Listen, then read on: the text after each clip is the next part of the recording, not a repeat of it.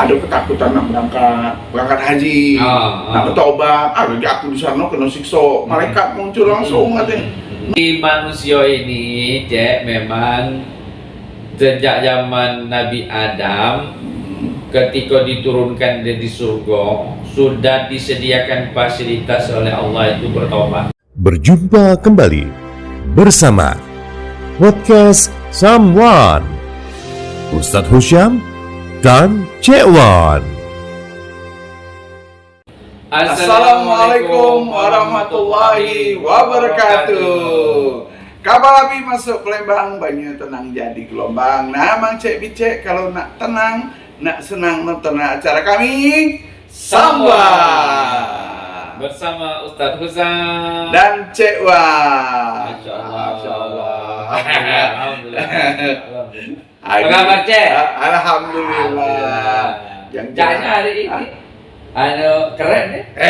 Biasanya helm aja ini. Kenapa helm ada pucaan pula? Iya, cara seniman. Iya. Jadi Ujakku tadi, apa karena musim hujan ini? Iya, masalahnya kalau aku tidak pakai topi, terang jalan. Nah, Yo, lampu taman jalan terus. Masya Allah. PLN lo kak, tak lagi. Nah, lagi-lagi ya. Nah, Pak Ustadz, ya, hari ini terpaksa siang gitu, Pak Ustadz. Masya Allah. Iya, menurut keadaan kan, jadi kita coba itu. Yang jelas, podcastnya Pak Ustadz terus Maya. Masya Allah. Jadi kan, alhamdulillah netizen ya, terima kasih yang nge-like, yang nonton, Masya Allah, Masya Allah, ya Masya Pak Ustadz Allah. ya.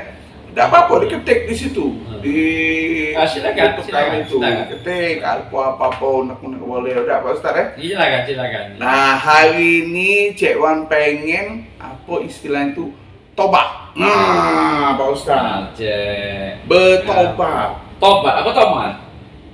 bertobat, Tobat. tobat. Tobat, lagi kemudian lagi. Nah, itu ada kata istilah kawan tuh, aku nak berbuat, sudah tuh aku sholat, tobat lagi, berbuat lagi, tobat. Nah, itu mana? Itu nggak tomat, itu namanya. Tomat, jadi Iya. Tomat. jadi saus. Nah, itu minta penjelasan Pak Ustadz. Dan juga ada pengajian Pak Ustadz ya. Ada ketakutan nak berangkat haji, nak bertobat, lagi aku di sana kena siksa, malaikat muncul langsung katanya. Nah, apa benar apa tidak? Iya. Istilasi apa? Sirkulasi apa? Imajinasi yang tidak benar itu. Oh. Apa namanya istilah? Sirkulasi. Sirkulasi. Aku sirkus.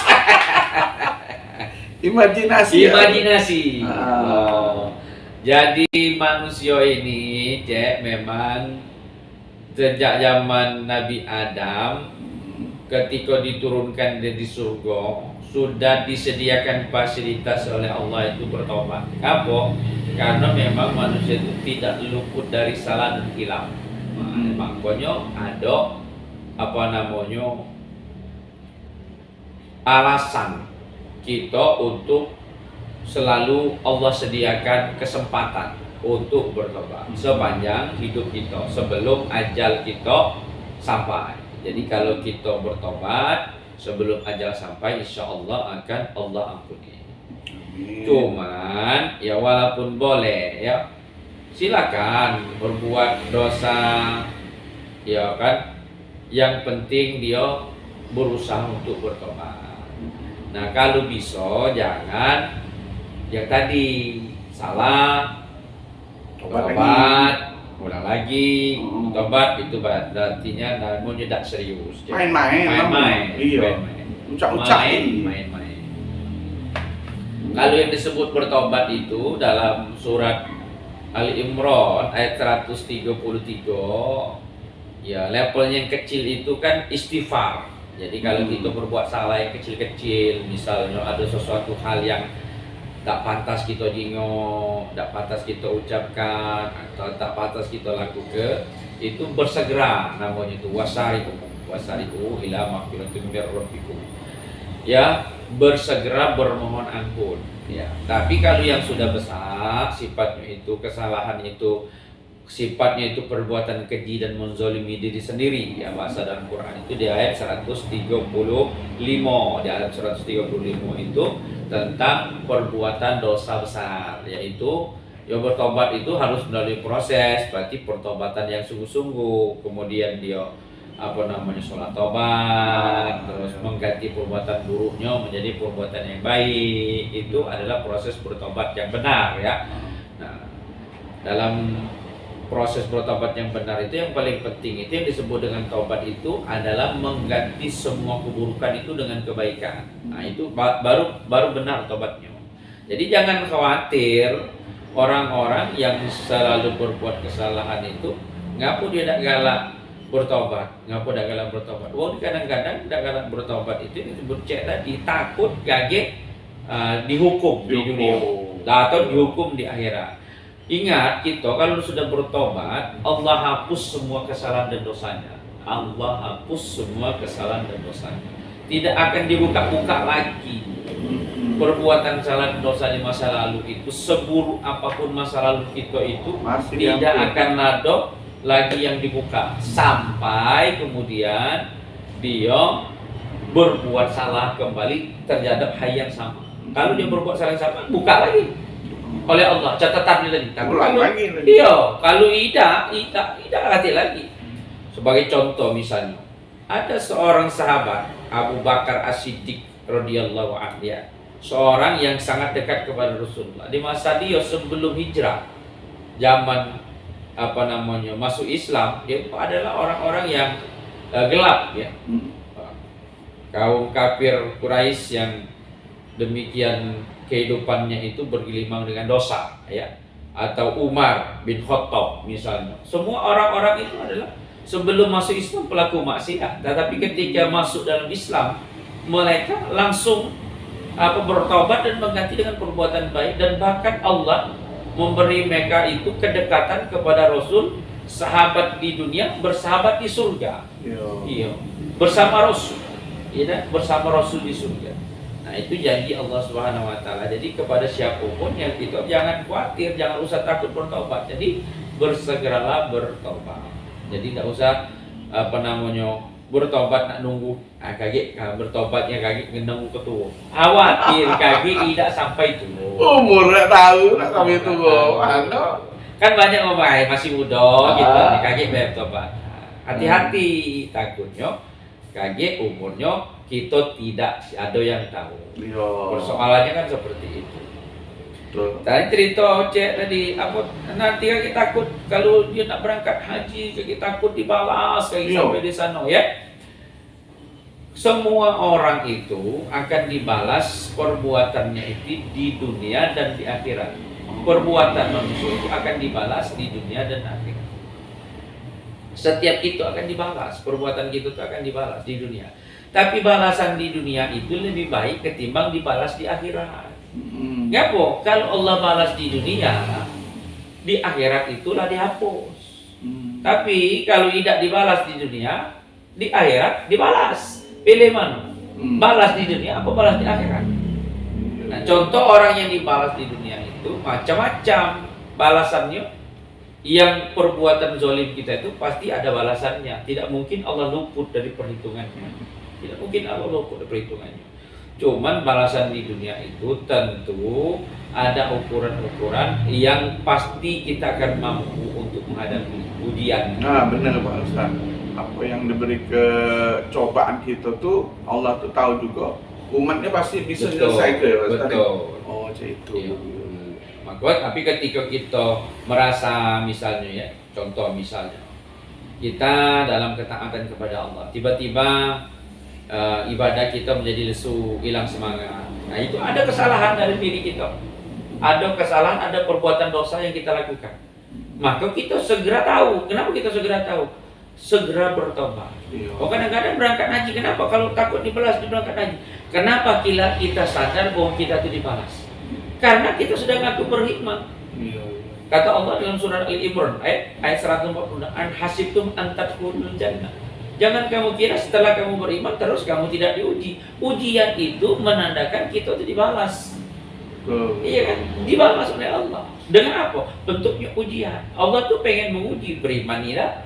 Tapi kalau kita tidak beriman, tidak dibalas di dunia, dibiarkan oleh Allah. Biarlah. Tidak apa-apa, ngapain nak balas dia? Karena dia tidak beriman. Kita berangkat ke Mekah, kita naik haji, kita mengaku beriman, kita nak menyempurnakan ibadah, harus dibalas. Kenapa? Supaya sempurna keimanannya, ya kan? Tapi kalau kita sudah berangkat, sebelum berangkat kita betul-betul, ya Allah ampuni segala dosaku, segala kesalahan kita, kepada uang-uang yang pernah kita zalimi, kita minta maaf, baik kita ketemu pun tidak ketemu dengan uangnya. Insya Allah mudah-mudahan balasan dari Allah juga yang kita dapat di sana itu suatu balasan yang membuat kita tuh lega, membuat hati kita lega, bukan yang menghinakan kita. Kenapa itu dibuka oleh Allah? Supaya kita paham bahwa Allah telah memberi balasan terhadap apa yang telah kita lakukan. Tapi ini ada terjadi Pak Ustaz.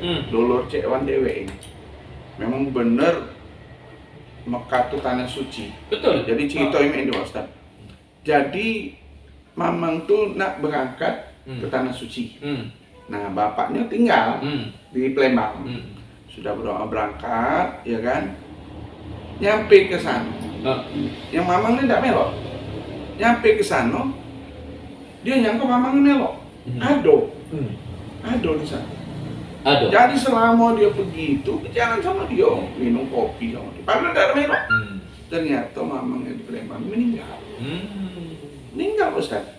Nah, terus waktu dia nak balik. Nah, waktu nak balik hilang Mamang ini. Dia tidak ingat lagi bahwa Mamang itu ada tadi sama dia kan. Nyampe di Palembang. Dia cerita. Tapi dia tidak terkabar, Mamang meninggal tidak dikabari. Dia cerita. Ini Mamang itu melo abah. Ini apa nganu? Nah, dia tidak dikabari, nangis kalau dulu. Cerita di sana ketemu sama. Masya Allah. Itu artinya, ya tadi kan bukan ketemu ya, artinya roh orang beriman itu akan ketemu dengan orang-orang baik, ya kan? Kan? Ya jadi merasakan secara fisik mungkin tidak bertemu, tapi di alam bawah sadarnya dia merasakan, dia merasakan pertemuan. Terus sampai cerita, ya di warung jadi cak sama-sama pergi. Iya. Padahal pesawat tadi kan kati waktu diturun, ada ketemu di situ, tapi dia tidak sadar bahwa Mama ini melok, tapi tidak sadar, tahunya pergi juga mungkin. Nah pas balik, tidak tahu loh, abah tadi kemana ya. Itu kan artinya kita juga kadang-kadang kalau para nabi dan rasul itu ya mendapat wahyu. Kalau orang-orang soleh itu ya mendapat pengabaran sesuatu itu lewat hikmah atau pengabaran itu lewat petunjuk. Ya, petunjuk itu salah satunya adalah lewat mimpi. Misalnya kita bermimpi. Ada tidak orang bermimpi bertemu dengan Rasul? Ada bertemu dengan Rasul, tapi tentu orang-orang yang mengamalkan kecintaannya kepada Rasul. Ya kenapa? Ya ketemu sama suaminya. Karena dia dalam keadaan bersih, dalam keadaan beriman kepada Allah dan tentu orang-orang yang beriman rohnya tuh bertemu. Rohnya bertemu. Jadi tapi dalam mimpi serasa nyata aja. Serasa nyata. Sholat juga melo itu Pak Ustaz. Nah, itu. Masya Allah. Itu benar, ini benar terjadi dulu ya, dulu Cek Wan sebelah ibu. Jadi waktu ternyata ya itu tadi ketemunya di Mekah. Ya. Jadi kalau kita mau tahu pengabaran bagaimana kabar alam gaib, yaitu alam yang setelah kematian, ya, Al-Quran telah mengabarkan. Contoh Al-Quran mengabarkan itu di surat Ali Imran ayat 169 ya, 169 170. Wala tasaban allazina qutilu fis sabilillah amwata bal ahya'u 'inda rabbihim yurzaqun. Allah memberitahukan bahwa jangan kamu kira orang yang mati itu dia mati, sesungguhnya dia itu hidup. Orang yang mati syahid ya, mati berjihad di jalan Allah. Ya berangkat haji itu kan orang yang jihad ya. Mungkin dia yang tidak melok ini juga niatnya mungkin nak berangkat, mungkin duitnya tidak cukup, dia berangkat berdua. Tapi karena niatnya juga sama-sama jihad di jalan Allah, maka dia akan syahid, tercatat syahid. Orang yang syahid itu dia tidak mati, tapi dia berpisah alam saja. Tapi tanda terima dari Allah itu bentuk-bentuknya itu kenikmatan di ujung hidup. Kenikmatan itu bagi orang yang akan meninggal maupun mengabarkan kepada orang yang ditinggalkan. Orang yang ditinggalkan itu dia dapat gambaran dari Al-Quran itu bahwa datang kegembiraan. Bentuknya itu kegembiraan di ujung. Misal sebagai contoh, salah satunya tadi diberikan waktu meninggal itu pada hari-hari yang baik, misalnya hari Jumat, meninggalnya dalam keadaan berwudu, meninggalnya dalam keadaan yang baik, sholat, atau meninggalnya misalnya dalam keadaan ketaatan kepada Allah, itu menunjukkan dia husnul khotimah. Jadi untuk mengabarkan itu kepada istri, karena sama-sama dalam keadaan iman, ya Allah memberikan kabar yang baik-baik. Insya Allah itu artinya nilai-nilai takwa, nilai-nilai iman yang ada antara yang meninggal dengan yang hidup itu, ya dalam arti mereka saring merasakan. Ya. Orang yang sudah meninggal itu tajam, penglihatannya lebih tajam, Jadi, sekalipun dia tidak melihat, Nah, berarti dulu deh kita nak bertobat, jangan takut. Jangan takut. Apalagi di tanah suci. Abdol itu Pak Ustaz. Abdol. Janganlah di tanah suci. Iya. Baru nak bertobat. Tapi sebelum berangkat bertobatlah. Iya. Kan ada di dalam Al-Baqarah ayat 196, 197 ya. Itu Allah mengatakan bahwa sebelum berangkat haji itu, sempurnakan hajinya itu dengan apa? Dengan menyempurnakan sebelum berangkat itu ada beberapa bulan. Begitu datang musim haji itu kan bulannya itu kan bulan Zulhijjah ya. Tapi tentu mulai proses untuk berangkat haji itu dari bulan Syawal, Zulkaidah kan. Artinya ada proses. Nah, dalam proses itu salah satunya proses bertobat. Proses itu bertobat kepada Allah, membersihkan dari segala kotoran dan penyakit diri kita ya. Insya Allah mudah-mudahan dengan kita sudah dalam proses bertobat itu, berangkat itu ke tanah suci itu sudah dalam keadaan bersih. Iya, jadi juga kabar kata Pak Ustadz tuh, kalau kita berangkat haji, ibarat kita kembali lagi bayi. Betul. Jadi suci lagi. Bersih, Nah, bersih. itu dijanjikan tuh seperti itu dulu ya. Iya. Nah, justru itu kalau udah bertobat ya bertobat, jangan ngulangi Iya. lagi. Iya.